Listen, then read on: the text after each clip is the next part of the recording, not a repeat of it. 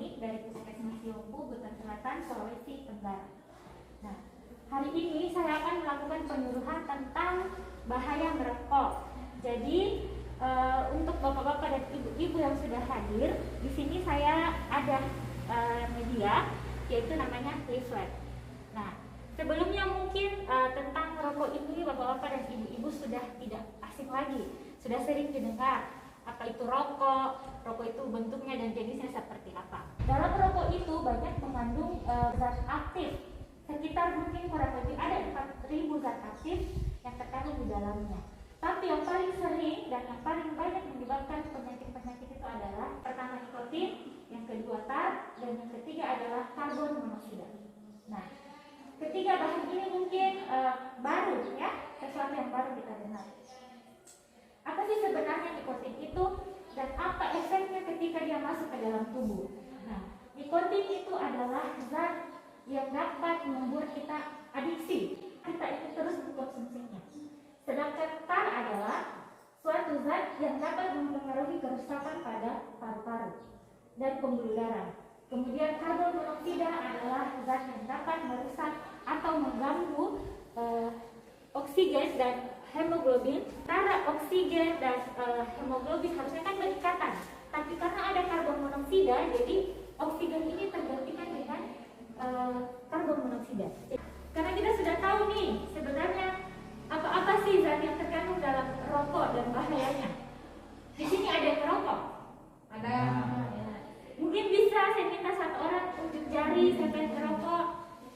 Oh iya Bapak, boleh tahu Bapak siapa namanya? Bisa. Oke, Bapak, kira-kira Bapak dalam sehari itu merokoknya berapa batang per hari? Per hari itu biasanya satu bungkus. Satu bungkus? Ya. Satu bungkus itu berarti isinya berapa Pak? 24 batang ya? Nah, ini ya Bapak-bapak dan ibu-ibu, jadi misalnya nih ya si Bapak ini konsumsi rokok dalam sehari itu dia menghabiskan 24 batang rokok. Satu rokok saja itu tadi sudah mengandung sekitar 4.000 ya. Apalagi kalau misalnya 24 batang semuanya dalam sehari masuk ke dalam tubuh kita. Berarti sudah bisa kita bayangkan bahwa apa yang akan terjadi di dalam paru-paru ya.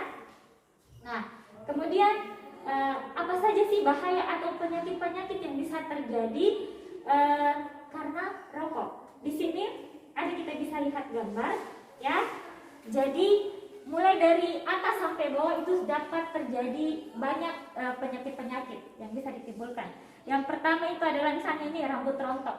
Nah, jadi orang merokok itu bisa terjadi kerontokan. Kemudian yang kedua itu adalah katarak. Nah, katarak itu jadi matanya nanti ada keluhan penglihatan, mata kabur. Nah, ini sudah terjadi kalau misalnya dia berkepanjangan. Jadi kalau kita lama-lama konsumsi rokok, lama-lama bisa jadi katarak. Kemudian kulitnya keriput, ya karena pengaruh dari asap rokoknya dan pengaruh dari kadar zat yang kita konsumsi di dalam rokok. Jadi lama-lama kita punya kulit juga akan keriput. Kemudian yang paling banyak itu terjadi adalah kanker, bisa jadi kanker anus atau apa? Kanker anus itu kanker lubang pantatnya ya. Kemudian bisa jadi kanker usus, terus kanker rahim. Kemudian banyak ya, bisa terjadi kanker paru-paru, hidung, mulut ya. Kemudian osteoporosis atau pengeroposan tulang. Nah, ini juga paling sering terjadi. Jadi lama-lama konsumsi rokok jadi bisa kena osteoporosis.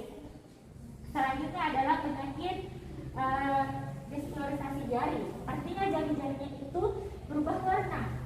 Kemudian yang paling juga adalah burger disease. Mungkin ini yang baru juga kita dengar.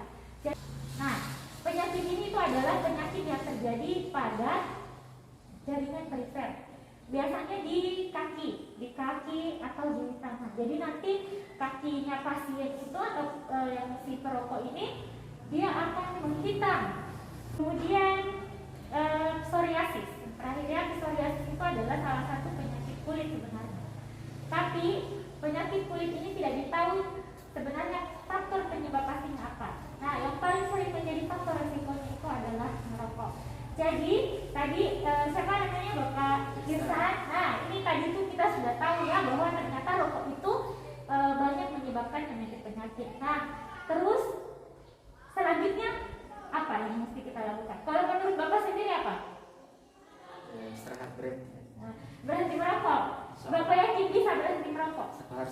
Oke, ternyata si Bapak Isan sebenarnya sudah tahu ya, hanya mungkin mengaplikasikannya itu belum dilakukan. Oke, jadi memang dalam hal merokok itu ada caranya juga. Kita bagaimana caranya supaya kita bisa berhenti. Tapi yang paling penting itu adalah niat dulu.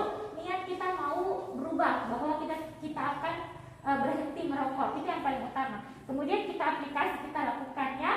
Yang pertama tadi 24 batang per hari. Kemudian masuk misalnya hari kedua kita mulai kurangi jadi 20 batang ya. Kemudian hari ketiga turun lagi jadi 16 batang. Jadi dalam waktu 1 hari itu 4 batang yang kita kurangi. Lama-lama jadi sisa 8 batang dan pasti lama-lama tinggal 0. Kita tidak akan mengkonsumsi lagi. Setelah itu bisa kita ganti. Pakai misalnya ketika muncul keinginan untuk merokok, ya kita tinggal konsumsi permen, kan? Atau cari kesibukan atau aktivitas lain yang membuat kita melupakan bahwa ada keinginan untuk merokok. Ya, jadi tadi itu ya bapak-bapak dan ibu-ibu penyuluhan mengenai bahaya merokok. Semoga bapak-bapak dan ibu-ibu ini dapat mengaplikasikannya atau bisa diteruskan ke orang sekitarnya yang memang misalnya di lingkungannya ada yang merokok. Setidaknya kita mulai dari diri kita sendiri. Oke? Sudah dimengerti? Sudah. Baik, terima kasih atas partisipasinya. Assalamualaikum warahmatullahi wabarakatuh. Waalaikumsalam.